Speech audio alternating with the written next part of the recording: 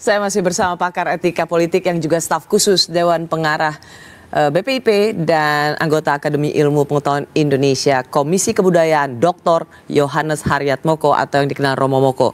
Romo, kita tadi bicara di bagian sebelumnya tentang Sespimen yang datang ke Sumber Solo, kediaman Pak Jokowi. Sekarang kita bicara soal ada purnawirawan TNI yang menyerukan keprihatinannya dan sekaligus juga kritik yang sungguh tajam. Saya ingin kita dengarkan lagi apa yang menjadi seruan purnawirawan TNI yang diwakili oleh Jenderal Purnawirawan Fahrul Rozi. Salah satu poin yang ingin kami sampaikan, seandainya kita diterima oleh Pak Prabowo Subianto, ada yang ingin kami tanyakan, Pak, kenapa Bapak kok merasa utang budi dengan Pak Jokowi? Apa bukan sebaliknya, Pak? Beliau membantu Bapak cawe-cawe untuk menang, bukan karena dia sayang Bapak, Pak, bukan.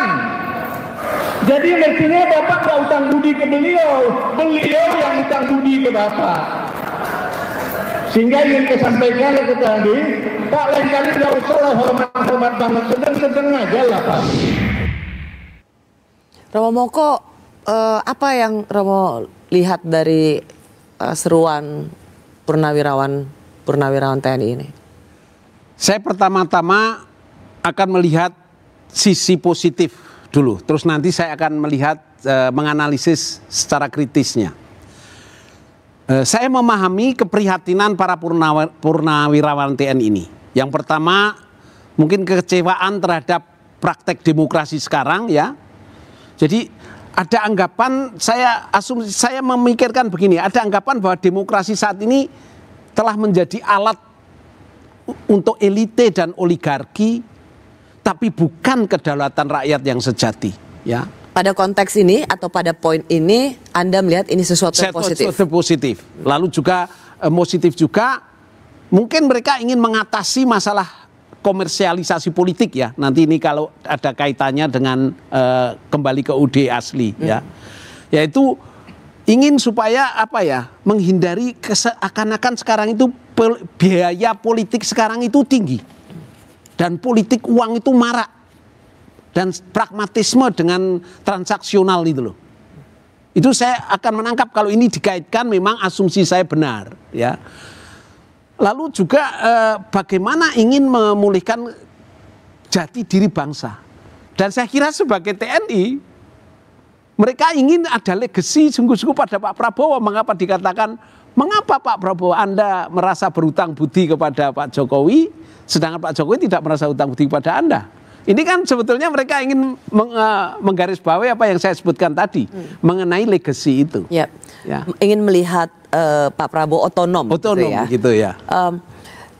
Kalau kita lihat isi apa yang menjadi seruan para purnawirawan itu adalah satu, kembali ke Undang-Undang Dasar 45 asli. Ya.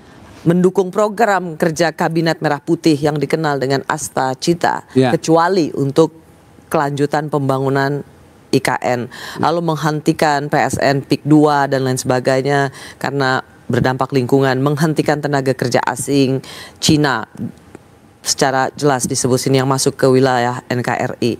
Tetapi saya mau masuk juga ke poin nomor 8, yaitu mengusulkan pergantian wakil presiden kepada MPR karena keputusan MK terhadap pasal 169 huruf Q Undang-Undang Pemilu telah melanggar hukum acara MK dan Undang-Undang Kekuasaan Kehakiman. Sesuatu yang baik tadi menurut Romo, karena memang tentang demokrasi yang begitu mahal, oligarki. Tapi kalau melihat poin-poinnya, ini juga kembali ke Undang-Undang Dasar 45. Ya. Itu sesuatu yang rasanya kok khas purnawirawan TNI. Ya, itulah yang saya agak sedikit menganalisisnya sedikit kritis. Dalam arti apa? Ini kan seperti kemunduran, ya, kemunduran demokrasi. Karena apa? Lalu kalau kita melihat di situ, kalau mengapa itu kan sentralisasi kekuasaan. Presiden, posisi presiden itu sangat kuat. Check and balance-nya lemah di situ. Lalu juga tidak jelas masa jabatan presiden. Kalau di amandemen kan jelas 2 kali, tidak boleh lebih. Ya, itu saya kira baik secara demokrasi. Lalu juga bahwa DPR tidak bisa begitu saja melengsarkan presiden. Ya, DPR harus dan juga harus ini kaitannya dengan untuk melengsarkan wakil presiden itu kan, maaf ya, ini sekali lagi kan delegitimasi terhadap pemilu. Meskipun keputusan MK itu kontroversial ya. Mengapa kontroversial? Mungkin dari sisi hukum jalan, tapi dari sisi etika tidak jalan. Apa yang disebut dalam kehakiman, dalam peradilan itu ada yang namanya judicial disqualification. Judicial disqualification itu kalau saya hakim menangani suatu perkara, sedang saya ada relasi keluarga atau sahabat atau relasi apapun, sebaiknya saya mengundurkan diri, tidak ikut menghakimi. Itu dari sisi etikanya. Dan itu yang kontroversial, ya toh. Tetapi dari sisi hukum kan itu benar. Jadi kalau umpama memang hanya menurunkan begitu saja kan itu berarti delegitimasi pemilu. Ya, itu kalau dari sisi, kalau kita melihat dari sisi hukum dan dari sisi etika. Sedangkan kita akan melihat di sini mengapa ini kemunduran juga, karena apa? Karena di sini nanti check and balance nggak jalan. Betul. Jadi tadi Romo mengatakan untuk melihat apa yang menjadi seruan para purnawirawan TNI ini, satu sisi bisa valid apa yang menjadi keprihatinan mereka, tetapi dengan jawabannya adalah kembali ke Undang-Undang Dasar 45, ini adalah kemunduran demokrasi. Dan lepas suka atau tidak suka atau proses etik tentang calon wakil presiden itu sudah menjadi produk hukum dan hasil pemilu yang harus diterima. Tidak bisa kemudian mengusulkan pergantian wakil presiden, karena ini menurut Romo, apakah yang dikatakan para purnia sebenarnya apa yang ingin mereka sampaikan? Karena selain memang apakah betul-betul ada semacam ketidaksenangan? Nah, kalau umpama ada suatu ketidakpuasan yang sungguh-sungguh ingin menyuarakan, memang sungguh-sungguh ada jalan, harus lewat DPR. DPR nanti akan melihat apakah ada alasannya. Maksud saya apakah alasannya itu, apakah memang ada pengkhianatan negara terhadap negara, apakah ada korupsi yang besar, adakah tindakan yang sungguh melanggar. Lalu dari situ DPR harus menyerahkan ke MK. Ya toh? Dari MK itulah yang nanti akan menentukan. Artinya tidak semudah itu. Iya, dan dari MK baru ke MPR. Seandainya MK pun sudah memutuskan salah pun, MPR kan masih akan merundingkan lagi untuk itu. Jadi proses seperti itu kan juga kita mengikuti proses hukum. Hanya saya akan melihat masalah ini loh, legacy Presiden Prabowo. Yang kedua, sebetulnya saya senang dengan mengatakan yang diungkapkan mereka, dalam arti apa? Supaya hukum jangan digunakan untuk menguasai saja. Maksud saya yang saya tulis di Kompas, legalisme autokratis. Jangan sampai sesuatu kekuasaan itu menggunakan hukum untuk kepentingan kekuasaan saja. Gitu loh. Dengan demikian apa yang terjadi, lalu semua dikuasai. Atau istilahnya yang ada istilah yang mengatakan di hukum itu jangan rule by law, tapi rule of law. Kalau rule by law itu kekuasaan ingin akhirnya kekuasaan menggunakan hukum untuk semakin bisa mendominasi, untuk bisa menguasai.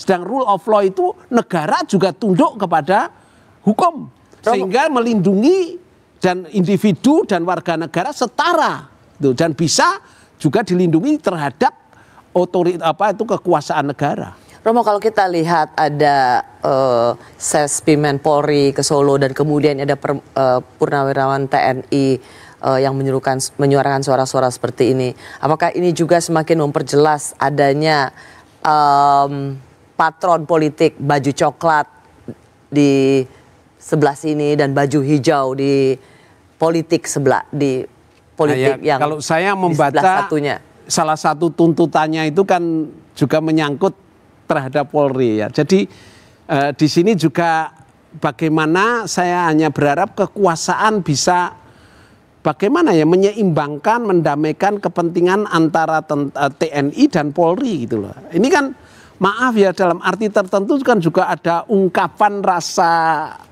mengapa mereka selalu istilahnya itu mengapa Polri terlalu kuat dan terlalu mendominasi di mana-mana. Mengapa Polri aktif bisa di kementerian sementara TNI tidak bisa. Dan TNI kan dalam arti tertentu juga maaf ada nostalgia Orde Baru pada saat Angkatan Darat sangat berkuasa di mana-mana juga. Ya. Jadi dalam hal ini yang penting lagi adalah di sini adalah presiden. Karena presiden untuk bisa supaya rivalitas aparat negara itu jangan sampai sungguh-sungguh terlalu terlalu kelihatan di publik gitu loh.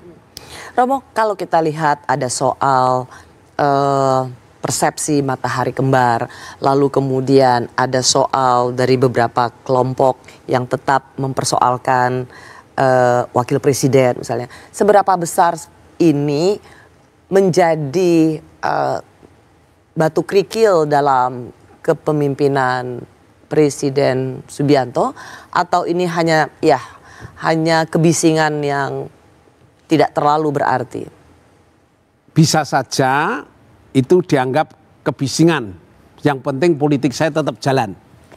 Tapi kalau menurut saya, kalau suatu demokrasi itu adalah komunikasi yang lancar dengan antara kekuasaan dengan masyarakat, kalau saya mungkin lebih baik Pak Prabowo ini juga membuka pintu. Selain kemarin membuka pintu bagi para wartawan ya, 7 dialog dengan wartawan. Redaksi. Saya kira saatnya juga Pak Prabowo memperbaiki hubungan dengan kelompok akademisi dan intelektual. Jangan sampai memberi kesan ya, pemerintahan lama itu ada kesannya anti intelektualisme gitu loh. Supaya juga memperbaiki untuk citra mengenai masalah-masalah bahwa di negara kita ini ada etika politik gitu loh.